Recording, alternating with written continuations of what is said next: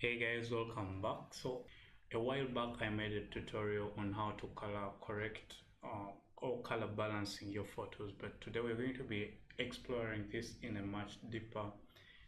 much easier format, because understanding this is just a very simple technique that shouldn't take up a very long time. So we're going to explore two options here. We're going to use this where the colors are really too much, the color casts, and also where the color cast is subtle. So this is a photo of me right here, and what we're going to do is first I'm going to show you how you can actually do this manually and also get Photoshop to help you in extreme cases. First, we want to bring in the photos we have here. I have my photo here, and just duplicate the layer. So that's Ctrl J on your keyboard, or just click and drag it down to this area here. It will create a copy as well. Okay, so but I don't need that, so I'm going to just remain with this. I just make it easy. So the next part, just in case, the reason we duplicate is just in case. So the next part is we're going to just come over here and go to the curves adjustment layer. Adjustment layers you can make changes to the photo, but those changes aren't permanent, because if you don't want, you can just turn off the adjustment layer and you'll have your photo back. So here, how do you know that a photo has a color cast? When you move over here, for example, and you try to hover over and you go over to these values which you'll see here, you'll find that for example, this photo, you'll see that in here it has very similar results, but when you begin moving up, right, you'll then begin to find that blue kind of has very high values. Okay, so you then try to understand that some of these areas actually need color balancing. Because in some cases, like this photo, the color is subtle, but it's off, but it may go unnoticed. But in other cases, like old photos, for example, which we shall be showing, it's extreme. Again, these are not my photos. I just found them on the internet, and I'm just using them for demonstration purposes. So here we have the properties. Okay, so we go to the properties here.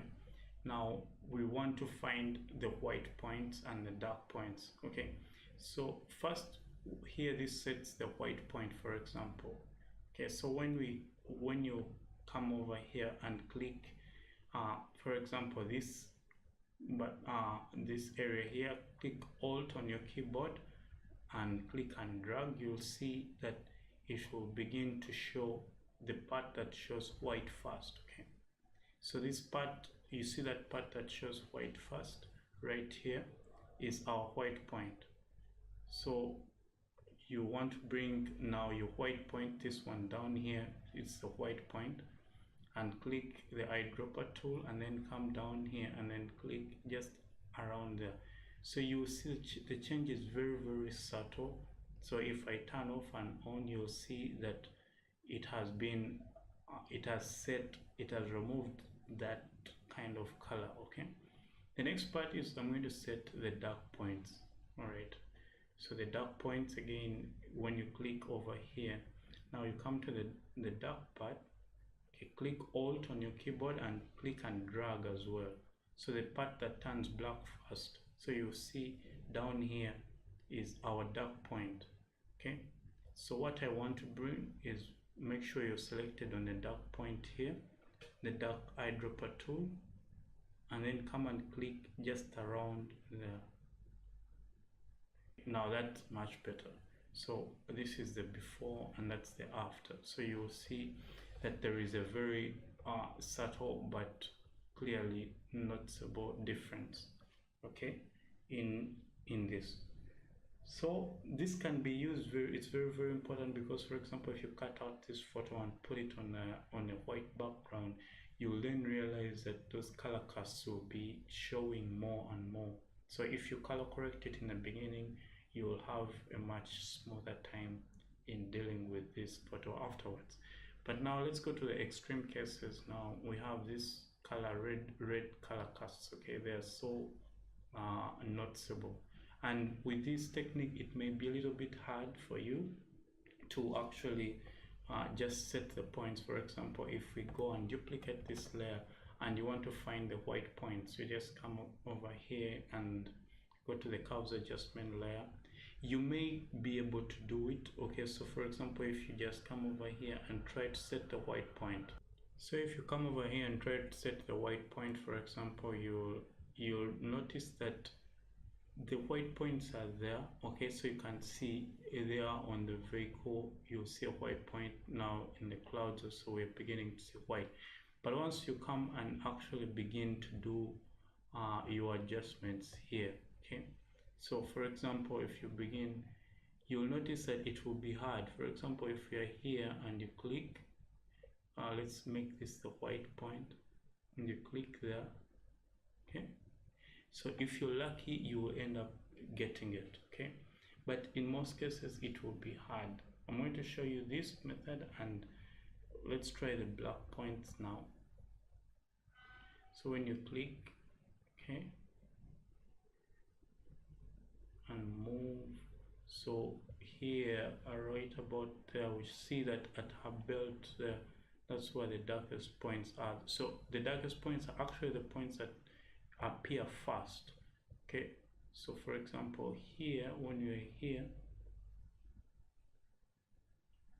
we would want to come and just put back this, for example, and when you click here it could correct it. All right, and finally we also set the gray points.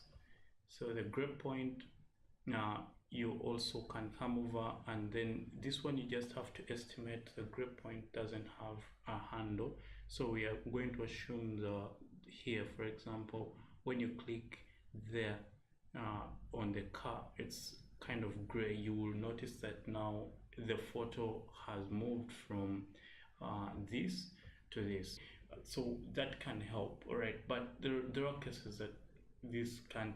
When you find that you don't have time to fumble around with this, you can get Photoshop to help you with that. Okay, so let's turn off this here, and let's put another, again, let's just put a curves adjustment layer, and now I show you the Photoshop. Let me rename this one to manual, and this one is auto, or red, whatever. So but regardless of what you use, you're going to have to use for the final adjustment to use the gray point. Okay, so for the auto, for example, all you have to do is just come over here and just, you see this area here, just drop down on your curves adjustment layer. Okay, this hamburg sign, I don't know how they call that thing, but anyway, here there are auto options down here. So just click on auto options. Now it will bring all these, so you can kind of move through to see what is happening. Okay, so but you realize that once you reach here, find dark and light colors. Okay, so it also does the first thing we did with the manual adjustments. So all it does is find the black points and the white points and the lightest and the darkest points, and there it sets it. So you set it to OK, and now the next part you have to do is just go and get your gray point here.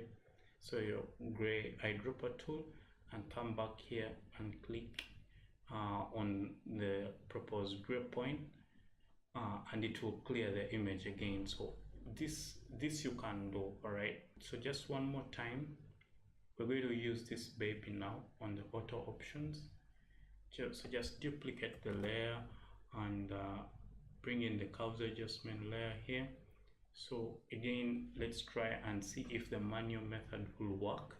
So clicking on Alt, so to find the white points, just click on Alt here and then move this, just move it until you find the whitest points.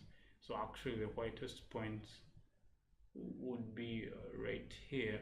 Okay, so if this is your white point, when I'm going to take this back, and when you click, it should kind of clear it, okay, a little bit. Now it clears the white point. And now set your point to the black eyedropper tool, come down here to the dark eyedropper tool, click Alt and then drag on your mouse and find the point that turns black first. So click slowly. Okay, so you will see that there is a point back there in the background that has turned black. Okay, so right here is our dark point. So just bring this back and come over down here and then click. So it takes out it also sets, now you've set the black points. Now all you need to do is to look for a gray point. Now when you look around in this image, these metals have a more gray contrast to them, so we shall try to use those to see if it will work. Okay, so we click here and it sets the image, okay, so pretty much the way we want it. Okay, so again, you can crop out these and then just go with the baby. So this is the before and that's the after. Let's turn off this and we use the auto options. So using the auto options, just come over to curves, come over to this area here and then auto options, find dark and light colors, so that already does what we've already done, or you could use this also. Okay, I find it gives almost the same result.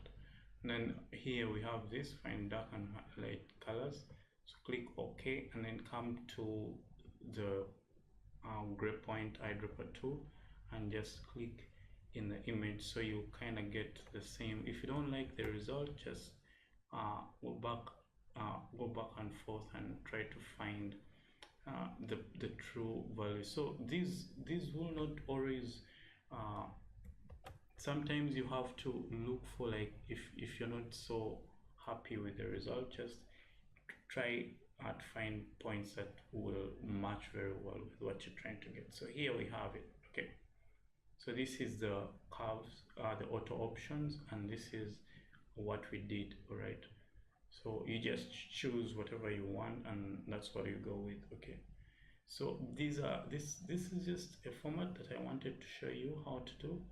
So if you did like it, please let me know in the comment section if there are other options, because I'm also I don't know everything in Photoshop, so I try to look for the easiest things that I can use in my workflow so that it saves me time. But if you know any other cool methods or a faster way of doing this, please let me know in the comment section. Otherwise, I'll leave it at this.